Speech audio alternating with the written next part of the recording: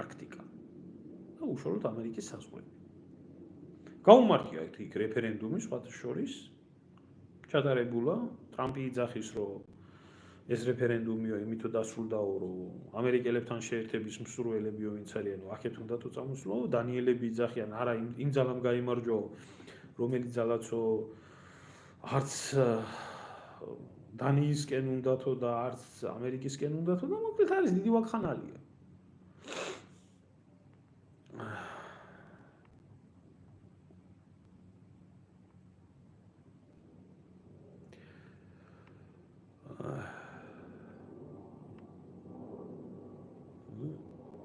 მოვიშოროთ ერთი კიდე ესეთი ბილწი ადამიანები არ გჭირდება.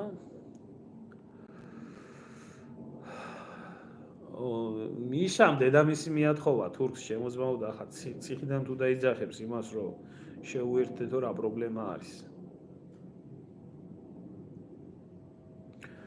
არ ვიცი, ამერიკას ხო შეუძლიაო რუსეთის დამარცხება, რა შეუძლია, ეხლა არ შეუძლია. რომ შეეძლოს დაამარცხებდა. და რატომ უნდა იბრძოლოს? სულელია?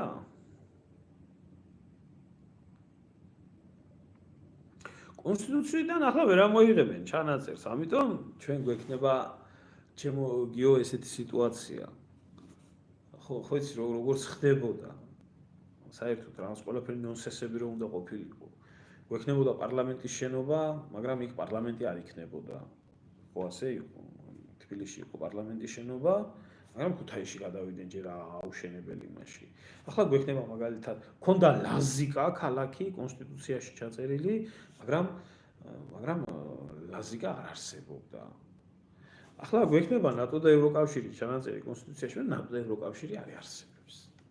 ასე იქნება.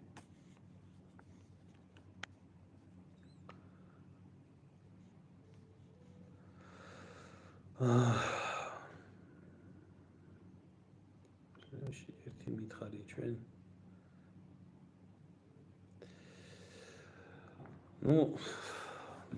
ეს ცალკე საუბრის თემა არის.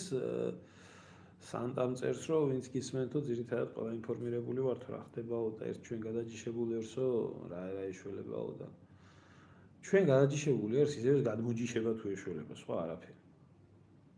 სხვა არაფერი. როგორ და რანაირად ხვალ მექნება ბატონ დემურთან საუბარი და ყველა ნორმალურ ქართველს ჭირდება ამაზე დაფიქრება და საერთო ჯამში სანამდე რაღაც ნაბიჯები იქნება გადადგმული, ჯერ ძალა უნდა შეიკრეს. ამიტომ როდესაც ქართველი ნორმალურები, ვინც არა ვართ გადაჯიშებულები, რომ შევიგრებით ძალად და სკამი და ფული და ეს კი არ გვენდომება სამშობლოსთვის სიკეთის გაკეთება და რასაც სასარგებლოს თვლით ნაცის და კოცის გარეშე, ხო? აი მე შეიძლება გადმოჯიშებაზე ვიფიქროთ, მაგრამ თუ ძალა არ შეიკრება ჩემო ძმაო, მაშინ არ გამოვა არაფერი. იდეის გარეშე არაფერი არ გამოვა.